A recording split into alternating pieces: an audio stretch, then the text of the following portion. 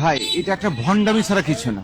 যে দেশের লোক ভাত পাইতেছে না, 3,000 কোটি টাকা খরচ করে আপনি হান আবাদ করবেন, একটা শখের রাজনীতি শুরু করছেন আপনারা।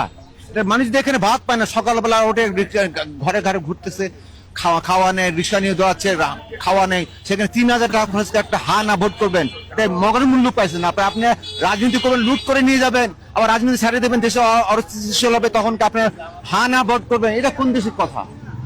ভোট হবে একটাই, একবার ভোট হবে, 2বার ভোট হবে না দেশে। 3,000 কোটি টাকা খরচ করা, এদেশের লোকে খাওয়ার নাই দেশে।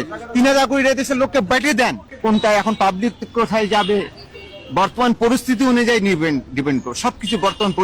বর্তমান দেশের পরিস্থিতি খুবই খারাপ, সাধারণ মানুষের আয়, উন্নতি, রোজগার সব বন্ধ। বর্তমান দেশে অত্যন্ত খারাপ আসমান, যার কারণে এই এফেক্টটা কোন দিকে যাবে এটা মানুষ বলতে পারছে না। তবে মিল্টন ভাইয়ের যোগ্যতা অনুসারে ওনার সম্ভাবনা বেশি।